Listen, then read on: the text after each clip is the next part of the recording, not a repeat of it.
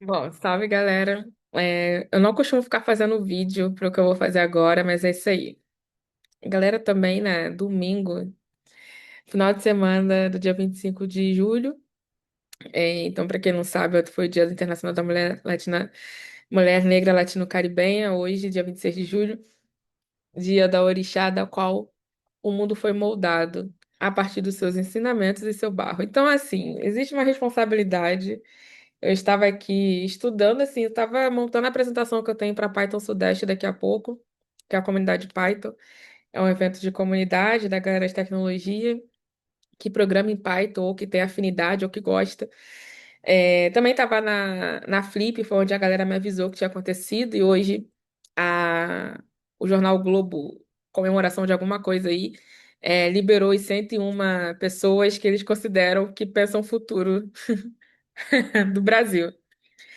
E, cara, é isso, né? A vida, ela é um filme com várias, ou uma série de TV com várias temporadas. E aí, a surpresa foi que vários amigos estão me mandando mensagem até agora. Eu agradeço, gente. Tá tudo bem. É que eu tive que me fechar para conseguir formalizar o que eu vou mostrar para vocês agora. Porque, afinal, eu sou cientista da computação e precisam me respeitar como tal. E aí a galera começou a compartilhar de que compraram o jornal impresso e no site, e a foto que colocaram minha foi essa aqui, né? Vai subir em algum lugar aqui para vocês.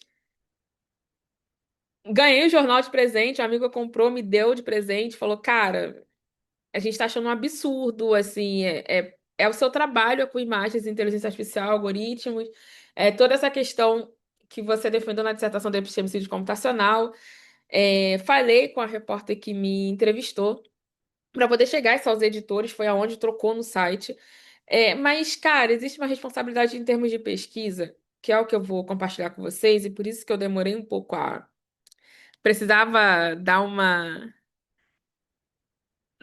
fechada aqui, né, para entender. E aí já tá aqui, já tá no site também, tá em português e inglês, tá no meu site pessoal, é o site onde eu publico as pesquisas, o andamento, as publicações, enfim, alguns escritos que eu tenho feito. A formalização do ponto de vista é, matemático, vamos dizer primeiro a modelagem computacional do que é esse problema e do que significa esse problema, antes da gente fazer, enfim, trabalhar os conceitos que já envolvem. E eu sou cientista da computação e as pessoas precisam lembrar disso. Apesar de eu circular, eu só circulo justamente para a gente ter como alterar alguns caminhos de funções, em alguns caminhos da computação. Então, acho que primeiro, o ponto de partida, né, é o que foi possível desse episódio, o que é possível desse episódio extrair como possibilidade da formalização a partir da dissertação que eu defendi recentemente, na computação, aonde eu desenvolvi o conceito de epistemicídio computacional e da onde parte esse conceito, que dentro dos aliados teóricos ali que eu posso já citar, a filósofa e ativista Sueli Carneiro, a partir da sua tese de doutorado, e a professora Ângela Figueiredo. Então, parto também das formulações das aliadas teóricas, da onde eu consegui formalizar para a computação, e um pouco da matemática, que é o que eu vou trazer aqui. Então, primeiro, eu quero mostrar, não o episódio em si, porque, sabe, estão acostumados a que a gente fique falando das dores, mas, cara, é isso, assim. Para além disso, precisam me respeitar como cientista da computação. E aí eu vou ter que fazer uma coisa que eu gosto bastante, que é formalizar matematicamente o que foi esse episódio, o que é esse episódio, né? Então, eu quero mostrar por que que esse episódio ele é formalizável, né? Então, o que que aparece quando e o que que significa a identidade atravessada, como está sendo colocada aqui, a minha identidade atravessada por uma outra mulher negra. Não vou falar do caso em si, vou falar da modelagem. Então, são quatro proposições, né? E o que interessa em cada uma delas adianto que o resultado geral é um mecanismo que eu descrevo como que eu descrevo em sistemas de aprendizagem de máquina, é demonstrável num sistema que não tem aprendizagem de máquina, por isso que eu tive que fazer à mão para depois trazer aqui para vocês a anotação. Então, a primeira eu vou trazer aqui a escolha da anotação do acervo, porque antes de mais nada, redações, editoriais, tudo mais, envolve acervos. Então, eu trouxe duas funções sobre o mesmo domínio. A primeira é a decisão da modelagem, que é a partir de toda essa modelagem da denotação e da rotulagem, é o que eu vou desenvolvendo matematicamente como aconteceu e as possibilidades de reparação. Eu tomo como acervo comum o conjunto de imagens, que eu chamo de I, e o conjunto de pessoas, que eu chamo de P. E defino duas funções, né, onde I e P se relacionam. A primeira eu chamo de denotação, que é o D de I, é quem está de fato retratado na imagem de I, né? Então, quando eu denoto, quando eu consigo retratar a imagem, como um todo, que foi o que eu mostrei para vocês aqui. A segunda eu chamo de rotulagem, que é, é quando o I, que é o metadado do banco, afirma quem está sendo retratado. Em outras palavras, a legenda. Então, a escolha deliberadamente é um gesto central onde eu me recuso a tratar a identidade como um atributo da imagem. Por isso que eu separo. Né? Trato as duas como funções distintas, e é assim que eu trabalho na dissertação, com o mesmo domínio e o mesmo contradomínio. Então, quem pode discordar e quem pode concordar. É um fato no mundo. Quando a gente está modelando, tentando representar o mundo em imagens, você faz pequenas escolhas, aonde essas escolhas vão sempre ter uma consequência, mesmo que seja mínima.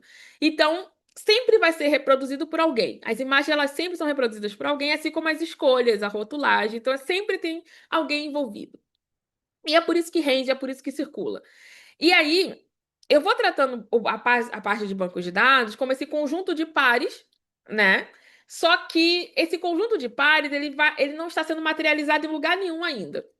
A busca por nome devolve o conjunto dessas imagens. Então, a busca ali no acervo deles vai devolver uma imagem. Então, se todas as imagens estiverem rotuladas como Menino da Hora, todas essas imagens vão ser devolvidas. E nesse caso, eu também posso buscar pelos nomes e pela rotulagem. A primeira proposição, que é da completude de especificação, é como que eu posso fazer uma coisa que não é análise de erro, né? Que não é analisar o erro, mas verificar. Então, eu vou escrever nessa cadeia editorial aqui como uma composição: consulta, recuperação, seleção, legendagem, impressão e arquivamento. E para cada etapa, eu escrevo a pós-condição. A recuperação devolve uma imagem cujo rótulo casa com a consulta, que foi o exemplo anterior. A legendagem exibe o rótulo associado à imagem e assim por diante. E aí eu vou verificando cada uma contra o que efetivamente aconteceu. A proposição um, né, no caso aqui, ela é toda etapa, o que eu quero dizer, o que eu quero estou propondo aqui é que toda etapa satisfaz ou satisfez, no caso, porque já aconteceu, sua especificação. E a publicação da imagem correta não viola nenhuma pós-condição existente no sistema. E aí a demonstração para mim foi imediata, né? Porque quando a modelagem está montada, a única condição capaz de detectar o erro é o L de I, é o L de I, né? Igual ao D de I. Então essa condição não é uma pós-condição de etapa nenhuma, porque ela não pertence à assinatura do sistema. Ela ajuda a construir o sistema. Né? E aí é o que eu considerei o achado. Isso não é falha de execução, é incompletude da especificação, o que estrutura o acervo. Então a distinção tem consequência prática direta. Um sistema formalmente verificado, com cobertura total, publica esse erro sem emitir nenhum sinal. Então, se eu não tivesse visto, os colegas, as amigas não tivessem visto e me mandado, não existe, até então você não existia um sinal, um ruído, né? Não foi uma postagem na rede social que as pessoas viram. Então, não existe teste para um predicado que o sistema não sabe anunciar. Ou seja, aumentar o rigor no caso da legendagem não mudaria esse fato. O que falta, de fato, é ampliar essa assinatura. Então, a forma que o sistema está olhando essas identidades, a forma que as pessoas que vão catalogar isso estão olhando. A segunda proposição é da irreversibilidade, né? Então, a segunda escolha da modelagem é passar por funções variáveis aleatórias. Aqui eu tomo como empréstimo a cadeia marcoviana, que eu pude estudar um pouco nos últimos verões que eu participei de matemática aplicada. E eu tomo D como variável D. Né? Então, a identidade real e o nome gravado como variável N. E afirmo que na cadeia marcoviana, que me permite fazer essa afirmação, o D ele leva a N, que leva a uma legenda, que leva a uma página impressa, que leva ao acervo. Então, o D leva a N, então me leva a legendagem, eu levo a imagem que está retornada a essa rotulagem, legendagem. Essa afirmação precisa de justificativa, é a justificativa empírica que eu encontrei aqui de que cada etapa recebe a entrada exclusivamente da anterior. Então a legenda ela é gerada a partir de um metadado, a imagem, não da fotografia, do metadado da fotografia e não diretamente da fotografia. O que isso quer dizer? Não é olhar a imagem e tentar verificar na hora de rotular se essa pessoa é Nina da hora ou não. Então, a legendagem sendo gerada dessa forma, ninguém na diagramação olha a imagem e checa contra se é realmente aquela pessoa. Eles vão olhar o metadados, o que está descrevendo, né, que é o que identifica aquela imagem no sistema. E essa ausência de canal lateral que autoriza a cadeia de Markov de fazer esse funcionamento chegar até o erro da imagem impressa, né? E aí a proposição 2 aqui que eu trouxe é que nenhum processamento posterior à etiquetagem vai recuperar essa informação de identidade perdida na etiquetagem. Então, uma possibilidade de recuperar como foi afetada a minha imagem no sistema. Porque ele foi circulado e já entra no terceiro ponto aqui, que é a generalização do mapa, que agora o movimento é que transforma o caso em conceito, é onde eu consegui trazer o conceito de epistemicídio computacional. Eu observo que a rotulagem é apenas um caso particular de uma coisa mais geral, tá? Então, assim, ela é um mapa que resolve, tem um mapa que resolve a identidade. Quando eu generalizo, eu chamo de phi, né? E deixa eu botar aqui, ó, aonde que eu tô trazendo o phi para vocês aqui. A quantidade central, né? Eu vou transformar phi, que é. Ah, não tem como sublinhar aqui, mas é a letra mais estranha para vocês, porque é a letra que aparecer mais estranha entre X e Y aqui, é o phi. Depois a gente conta a história do phi. Mas eu vou observar e vou generalizar, chamo de phi qualquer mapa que vai receber uma pessoa ou uma imagem e que vai produzir algo com isso, para tentar distinguir essa imagem ou a pessoa. Então, o phi pode ser um encoder neural, se você for olhar isso para o ponto de vista de processamento e aprendizagem de máquina. Pode ser a chave de indexação de um banco de dados, que foi o que aconteceu. Então, quando você pesquisa, agora, o meu nome aparece essa imagem porque já está indexada. Então, aqui a imagem é errada, mesmo que já tenha trocado no site. Então, quando você pesquisa a imagem, esse phi, né, essa generalização, esse mapa, né, pode ser essa indexação de um banco, que pode ser um sistema de um revisor humano, e seja. A generalização é o meu ponto aqui, né? Porque eu quero uma quantidade que não dependa dessa implementação. Então, eu vou definir esse processo da indistinguibilidade sobre tolerância epsilon. Então, explicando um pouco esse fórmula aqui, sobre tolerância epsilon, então x e y são indistinguíveis, né? Então, x, formulação, isso aqui mesmo. Os x e y eles vão ser indistinguíveis e se a norma são distinguíveis se a norma da diferença entre φ de x e φ de y é menor que o epsilon. O que essa relação está trazendo? Ela está induzindo uma partição pequena do domínio. Então, eu vou definir aqui a resolução de identidade no grupo, G, como valor esperado do número de identidades distintas, contida numa célula dessa partição. E eu estou chamando R desse sub-G de epsilon. Então, quando R sub de G vale um φ, ele vai ser uma função injetiva, restrita àquele grupo. Quando R sub G é maior que um φ, vai colapsar as pessoas distintas na mesma célula e você pode misturar e confundir essas pessoas. Então, a definição exerce, ali, no ponto de vista matemático, o conceito de epistemicídio computacional quando a partição induzida pelo seu mapa de resolução é sistematicamente mais grosseiras do que em diferentes grupos. Então, repare no que a definição afirma. Eu não estou querendo dizer somente, aqui trazendo a definição de epistemicídio computacional, do erro que aconteceu. Como que esse processo acontece em bases digitais como essa. Ela não diz que o sistema erra mais em certos grupos. Isso seria disparidade de acurácia. Isso seria você avaliar o final, que seria só se eu avaliasse só a imagem final que está no Google. Eu estou avaliando o processo, que já tem nome, que já tem métricas que são possíveis, e foi o que eu fiz na minha dissertação, olhar o processo. Eu estou dizendo que FI deixa de ser injetiva restrita a uma subpopulação. É perda de injetividade localizada. É um objeto diferente. Eu estou dizendo que eu estou de uma forma equivalente, um pouco mais compacta, para trazer isso, né, quando você está falando do processo. Então, a definição rende esse resultado negativo. São os que costumam valer mais e dar mais ibope, mas é quando você só olha o resultado. Agora, quando você olha, né, o processo, e aí eu tô indo, essa foi a terceira proposição, é olhando o processo. Então, como que essas rotulagem e imagem se encontram em funções onde você já tem uma perda de identidade, né? Então, quando você vai, quando eu olho para a quarta proposição, formalizei o epistemicídio computacional e a quarta proposição, ela vai render um resultado, vão render vários resultados negativos, né? Só que esse reparo o que são os reparos usuais que eu chamo aqui? É você tirar a imagem, trocar a imagem do site pela imagem correta, é um reparo usual.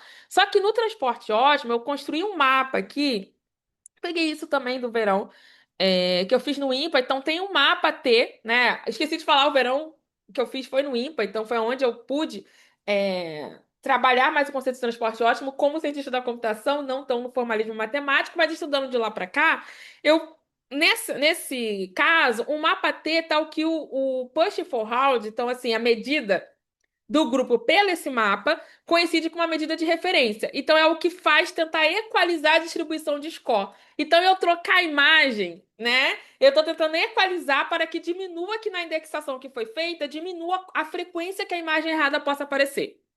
Só que esse push forward, que é a função que dá para fazer isso, ela preserva a medida. Então, o T é essencialmente uma abjeção entre distribuições. Então, a proposição 4, ela vai falar o seguinte: não existe um T que vai restaurar a identidade perdida, o que perdeu da identidade, o que já está feito, porque a imagem continua sendo indexada. A imagem correta continua sendo indexada e catalogada com o meu nome. Então, se o FI colapsou com duas identidades na mesma célula, a informação foi destruída dentro do encoder. No caso, se fosse uma reprodução que envolvesse a aprendizagem de máquina. Então, isso não vai deslocar dentro da distribuição e equalizar as marginais deixa o R sub G inalterado. Então, o mesmo argumento derruba os critérios de paridade. Paridade demográfica, que é muito usado pelos estatísticos que tentam equalizar datasets, bancos de imagens, a paridade demográfica são as chances de você tentar equalizar sobre condições marginais, condições que já estão violentadas, ou seja, quando você tem uma disparidade, diferentes dados ou diferentes imagens de diferentes grupos de pessoas que já está não equalizada, né, não está bem distribuída, e duas identidades colapsadas satisfazem qualquer uma delas trivialmente, porque a saída apagada não distingue quem é quem. Então, o sistema pode estar perfeitamente equalizado por toda a métrica de fairness disponível e continuar incapaz de separar duas pessoas, continuar incapaz de traduzir fielmente a identidade de duas pessoas.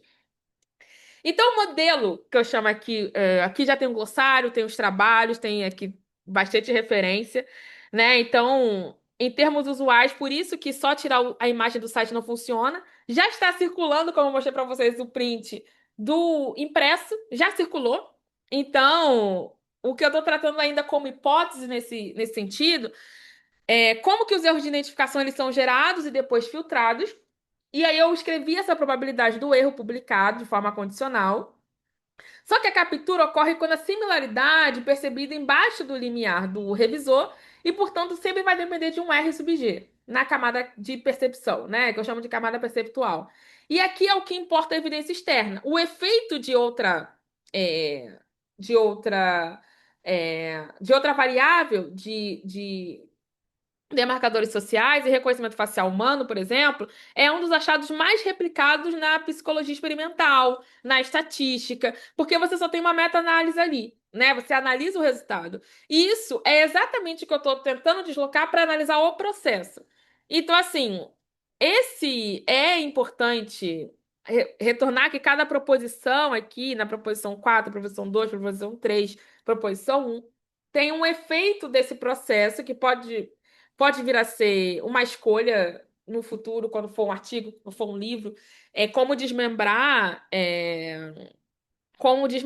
melhor isso, mas eu vou deixar no documento, mas vou colocar aqui que perguntas técnicas que eu fiquei me fazendo, que são prováveis e que preciso provar ainda na mão, usando as ferramentas matemáticas que eu trouxe aqui, é, se isso não é uma função que a gente, uma métrica que a gente trabalha bastante na estatística, que é o equalized odds, se isso é ou não. E aí a minha hipótese é que não, porque é um relatório que demonstra o contrário.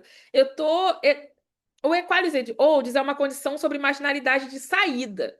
Então eu teria que só ficar analisando a imagem de saída, e não foi o que eu fiz. Eu mostrei a imagem de saída no início. Só que eu tô, assim, o processo passa por diversas modificações. São essas modificações que eu estou interessado em tentar modelar. Então, muito obrigada a todo mundo que enviou o jornal que compraram. Eu comuniquei a galera. De fato, eu estou muito irritada. Já ouvi, soube, eu ainda não falei com o editor executivo. Ah, ela de fato está muito irritada. Eu acho que isso não é nenhuma frase que deveria ser considerada. Porque, assim, não tem como não ficar irritada disso ter acontecido nesse final de semana. Só que as pessoas precisam, primeiro, me respeitar como pessoa. Depois, me respeitar pela profissão da qual eu exerço e da qual eu me dedico. E eu sou cientista da computação, né? Então, eu não poderia falar desse tema sem puxar a pesquisa que eu desenvolvi no mestrado, formalizado, defendido, e mostrar para vocês que existem caminhos disso ser debatido, e sim, na matemática e na computação, e que eu não estou muito de brincadeira em relação a isso quando eu digo que tem caminhos para fazer. Então, eu me preocupei, diante de toda a violência, em pegar um papel e caneta e escrever formalmente como que eu estava vendo essa situação acontecer. E acho que é um pouco disso aí. Não vai ser, não é a primeira vez, não vai ser.